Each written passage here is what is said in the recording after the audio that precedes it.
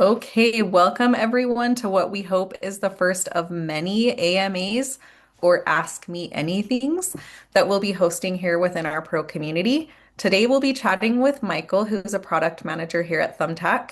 We'll be answering your most frequently asked questions and talking about what's coming next for Thumbtack numbers.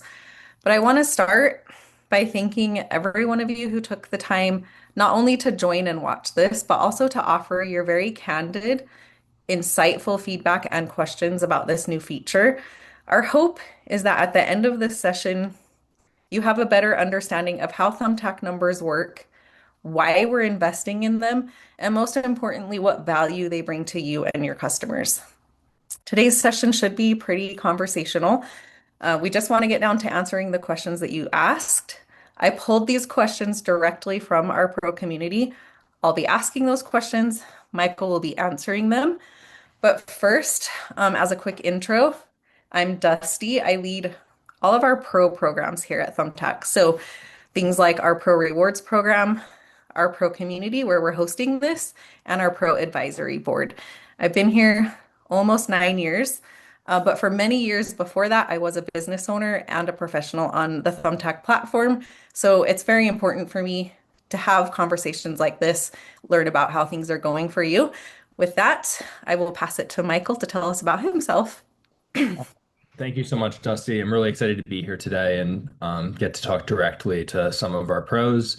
I know Thumbtack Numbers has been like a really big change for a lot of you, and can't wait to tell you more about why and what has changed. A little bit about myself. I'm a product manager here at Thumbtack. I am based in Chicago, Illinois, and have been with Thumbtack for almost 5 years now. And yeah, excited for the conversation, Dusty. Awesome. Okay, let's dive in. Let's get to our first question. Do we have it up on the screen? There we go. Okay.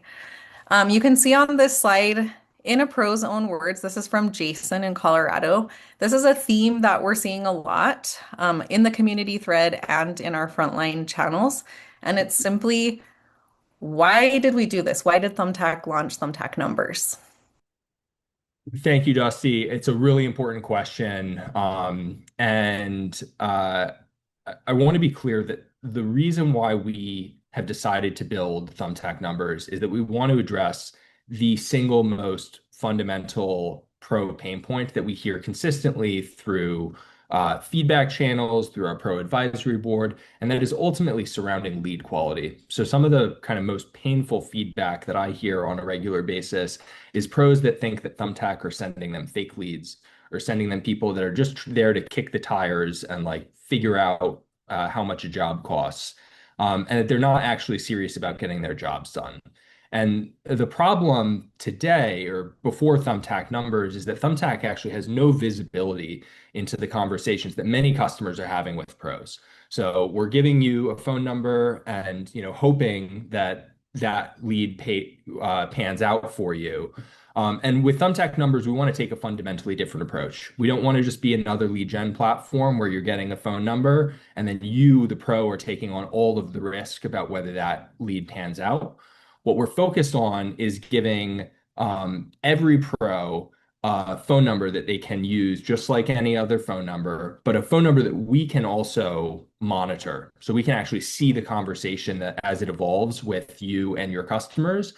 And it means that we're able to give you incentives and rewards that before never would have been possible. And so we'll get to this in a little bit, but that's starting with an expanded refund policy when customers don't respond to any pro on the platform. And we're excited about hopefully kind of continuing to push the envelope and continuing to further align the incentives of our pros with the incentives of Thumbtack as a business. And ultimately, we want to move from just providing yet another lead, and we want to make sure that we're promising our pros are only paying for high quality outcomes and jobs getting done with their customers. I love that. Thank you. I love the concept of this really unlocking the ability for us to better support pros because we do get more visibility through this feature. So thank you. Now that we're grounded in the why behind Thumbtack numbers, let's chat about another very common theme that we're hearing throughout the community, and throughout all of our frontline channels. You can see it here in Rafi's words, but it's basically what even are Thumbtack numbers and how do they work? Thanks, Dusty. I think it's an excellent question. So the team was very intentional when building Thumbtack numbers about thinking, how is this product going to fit into pros' existing workflows? And one of the core things that we came back to is how can we make sure that Thumbtack numbers work just like any other regular customer phone number? And so if we go to the next slide, we're going to show you a little bit about what this kind of experience actually looks like. So as a pro, you're able to either call or text this phone number. When the customer receives the call, it will say it will have a phone number at the top of the screen, and then replacing the kind of generic like location that the phone number calls from. So instead of saying this calls in from Illinois or this calls from Florida, it will actually say that this call is from a Thumbtack Pro. So again, we're hoping that that will improve the rate that customers are actually picking up the phone for pros that are calling them because they know that they actually requested to hear back from this pro. We also are taking the opportunity to take every single message that is sent to the customer, whether it's being sent directly through a text message or through the Thumbtack app. And we are also delivering that as a text message to the customer, which increases the number of customers that are seeing those messages and has meaningfully improved our customer response rate. In a pilot that we ran earlier or late last year, we actually saw a 5% increase in customers responding to at least one pro, which was, again, I think like early validation that we will continue to be able to use Thumbtack phone numbers to make sure that we're driving more business to our pros. And then the last point that I want to make here is that I know that there are a lot of other kind of competitive marketplaces that have rolled out some sort of phone number product. And many of those phone numbers have some sort of fixed expiration date. So after 30 days, they don't work anymore. And I want to be very clear that Thumbtack phone numbers have been built differently. From the ground up, we've made sure that these phone numbers don't have a fixed expiration date. And it means that you can continue to use these phone numbers forever. So we're really excited about all of the work that the team has put in to make sure that you as a pro can use this phone number just like a regular phone number, and you don't have to think too much else about it. Love that. Thank you for clarifying how this works. Our next question is a really great one. We heard this also from several of you in the pro community and in our frontline support channels, including Ricky here from Florida. And that question is, I know Thumbtack numbers protect customer privacy, but what's in it for me as a Thumbtack pro? Yeah, of course. Thank you. Thank you for the question. And Ricky definitely touches on one of the main value props at the beginning of his question. But I think there's two things that you're getting immediately out of the gate with Thumbtack numbers, and that is deeper insight into the conversations that you are having and also that your competition is having with the customer.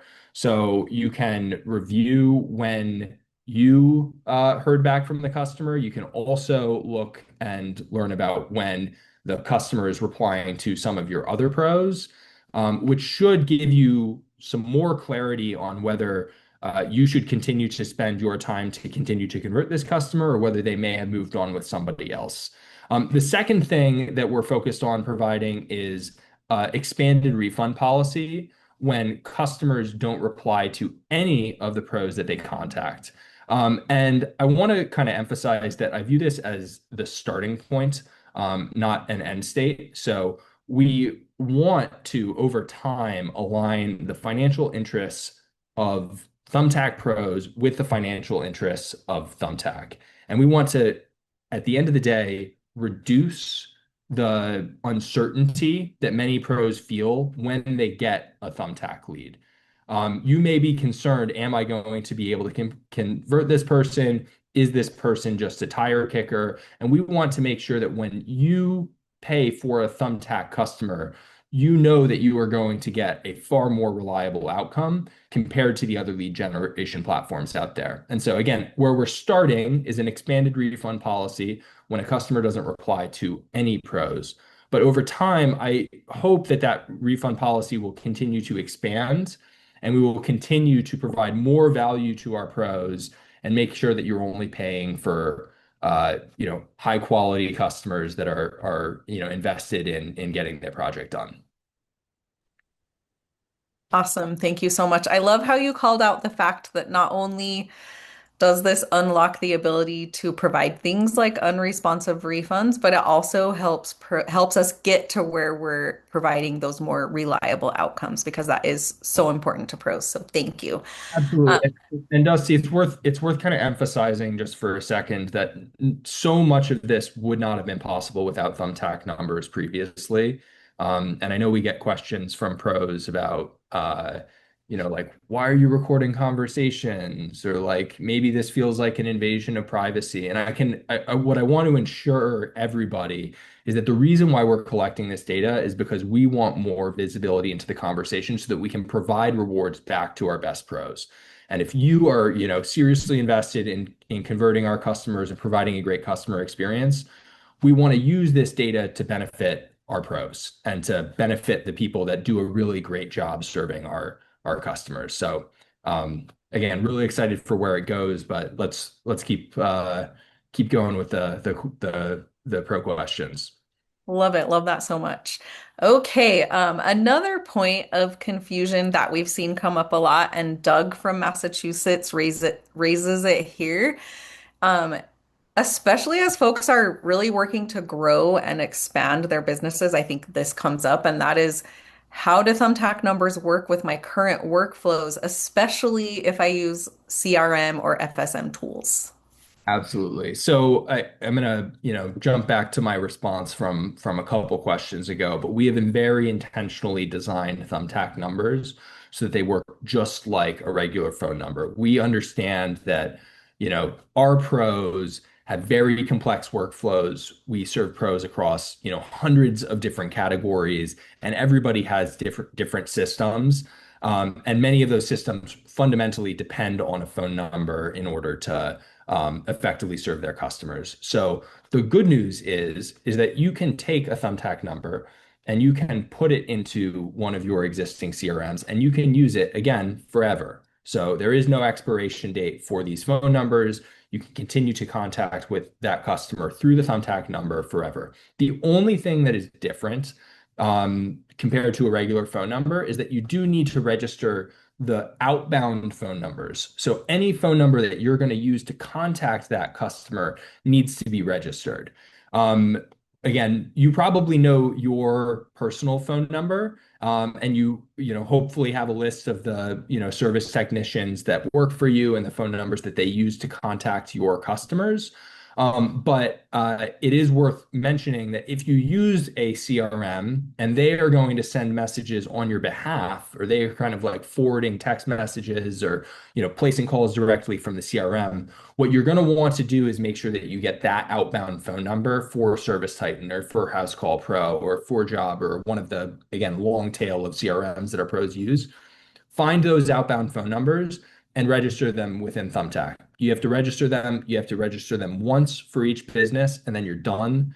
And then you can use that phone number just like a regular phone number for the rest of time. Okay, thank you for going over how this works with pros' existing workflows. A quick reminder that we will be posting the recording of this AMA in the community, and we will be linking resources that will help you understand how to do things like register numbers. So look for that when we post the recording, and we'll move on to our next question that a lot of you have asked. We're kind of going back to something that Michael has already talked about, but we'll go a little bit more in depth. So our friend Matt from San Diego asked about this additional refund protections that we rolled out with Thumbtack numbers. And he's specifically wondering, why do I get refunded for some unresponsive leads and not for others?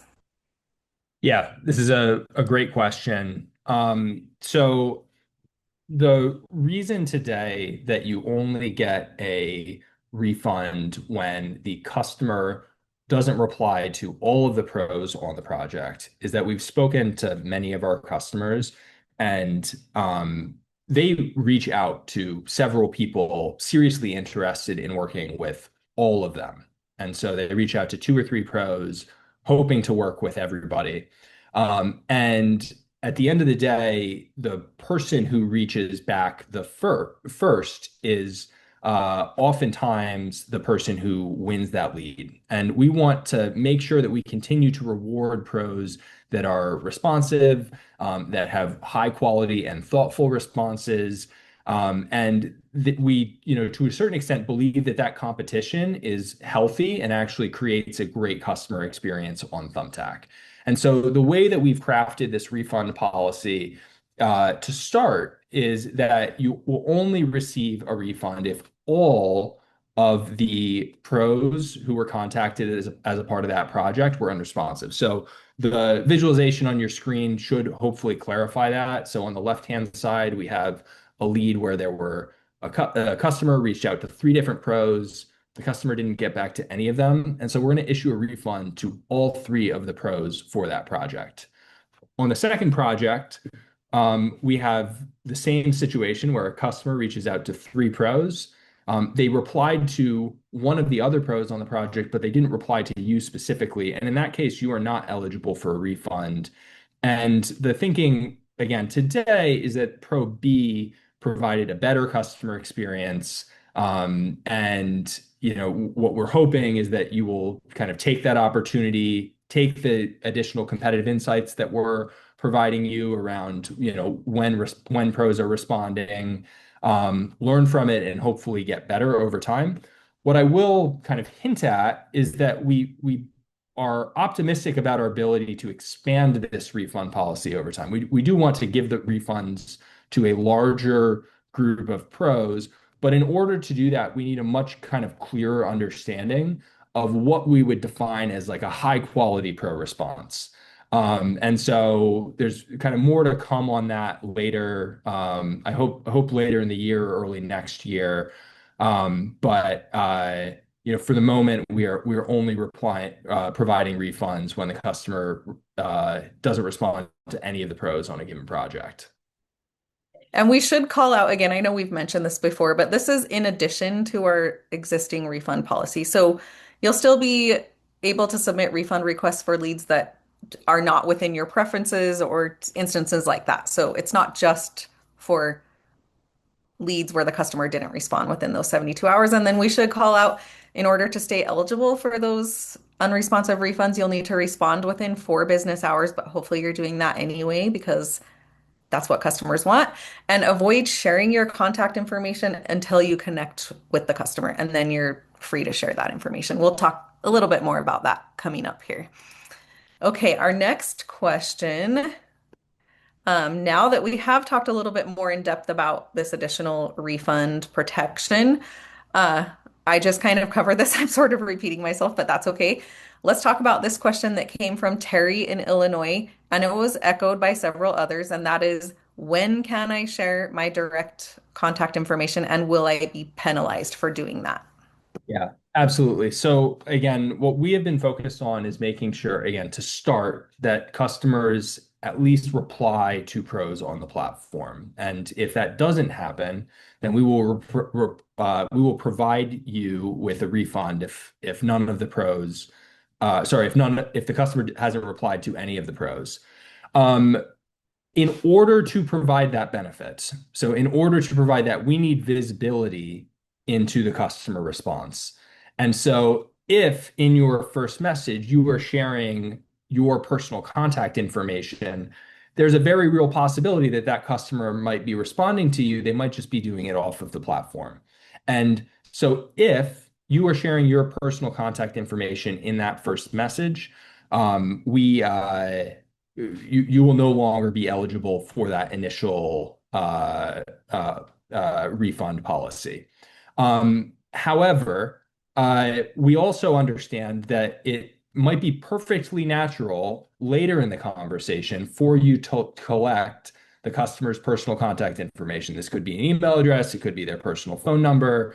And you may have very good reasons for doing that with individual customers before you actually go on site and work with them. And we want to be clear that that's still okay, and you will not be penalized for that. If you ask for personal contact information right before you schedule a booking, it's not going to have any impact on your eligibility for future refunds. And again, that customer's already replied to you, so there's no refund policy that would apply to that specific contact at that point in time. So again, the reason why we're kind of like we have that pop up, and I'm obviously disappointed to see that somebody took it as a nasty pop up, but the reason why we do that is because we want to, tell you guys that, if you disintermediate, you're not going to be eligible for that refund policy. And the reason that you're not going to be eligible for that refund policy is that we have no way to verify whether the customer responded or not. Yes, again, just calling out the visibility that Thumbtack numbers unlocks for Thumbtack so that we can better support you in instances like unresponsive customers because we have the visibility there. Okay, this next question is sort of along the same lines while we're talking about responding to customers. This is Frank from Fairfax, California. He asks a really important question because we know that response times are extremely important, not just to customers, but also to pros. So the question he asks is, how can I interact with customers using Thumbtack numbers without slowing down my response time? Yeah, absolutely. So, I think the first thing that I want to acknowledge is I want to be sensitive in this kind of moment of transition because in these like first couple weeks of using Thumbtack phone numbers, you are kind of feeling all of the friction of registering your phone numbers. I think the good news, and so what Frank was talking about here was our access code functionality. So if you're calling from an unregistered phone number, we prompt and say, can you enter an access code? And we do that so that we can register that phone number to your Thumbtack account. And at that point, we will never ask for that access code again. So the good news is that well, the first thing that I want to acknowledge is that, Frank, I'm sorry that you had to kind of take that extra step, and I understand that that was, painful for you, and response time matters a lot. I completely understand that. But the second thing that I also want to emphasize is that you did it once, and you should never have to do that again. That phone number is registered to your account. And so I kind of want to emphasize that, like, the transition and the registration process that everybody has been feeling for the last couple of weeks is the hardest part of this transition. And in the next couple of weeks, as you have registered all of the phone numbers that you use at your business to contact customers, a lot of this friction should fade away, and it should again start to just feel like you're using a regular phone number all over again. Awesome. Thank you for answering that. Okay, the final quote that you're going to see pop up on your screen is from Shaq. Shaq is a longtime top pro. He's also a member of our pro advisory board. If you don't know what that is, this is a group of 40 of our best pros from across the country. They represent different industries, different sizes of businesses, and different tenure on the platform. This is a group that we've worked very closely with as the team has built Thumbtack phone numbers and rolled them out. And this is just one of the many sources of pro feedback that the team has and will continue to lean on. Michael will be chatting through how pro feedback helped shape Thumbtack numbers to this point and how it will continue to shape the product moving forward while he talks about what's coming next. Yeah, thanks, Dusty. So yeah, I want to thank Shaq. I want to thank everybody who's been a part of the Pro Advisory Board who has helped kind of shape this product direction for, coming up on a year now from when it was an early concept to a pilot in Atlanta to, the nationwide release, which has been taking place over the course of the last few weeks. From the get-go, they've provided really valuable feedback. We have made some like very tangible changes as a result of their feedback. The first thing is, again, from the get-go, we decided that we were not going to build temporary phone numbers like many of our competitors. We wanted to build permanent phone numbers, and that was directly based on their feedback. Another thing which landed kind of after the initial pilot, but before the national launch, was the addition of local phone numbers. So we make sure that customers are receiving local phone number, local area codes when they're receiving messages from our pros. We, heard a lot of great feedback. I can remember one pro from Nebraska that felt very strongly about his local area code, and the fact that he's a local business really makes him stand out with his customer base, and so we made that change directly based on our pros. And then obviously, unresponsive customer refunds has been like heavily driven by pro feedback.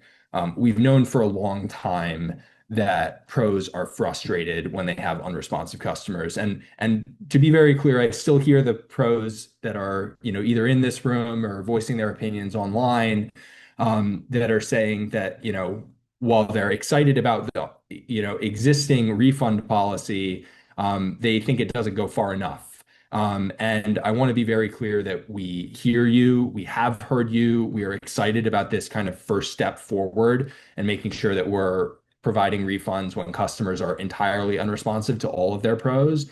And we're excited about the opportunities to continue to invest in a broader refund policy that continues to kind of like reduce the risk that you feel when you're paying for a Thumbtack lead, and ultimately that you're achieving more reliable outcomes when you pay for a customer with Thumbtack.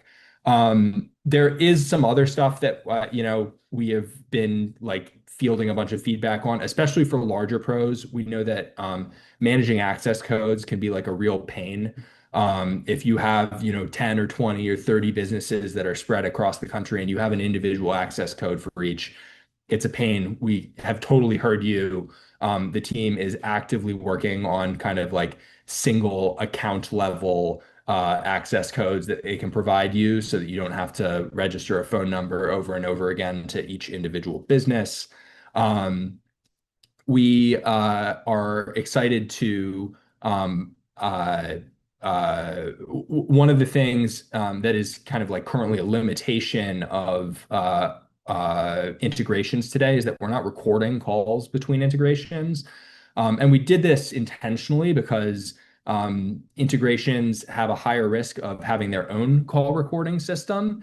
And we didn't want like Thumbtack to be saying this call will be recorded by Thumbtack on top of the message that might be saying this call is recorded by Service Titan, this call is recorded by Jobber.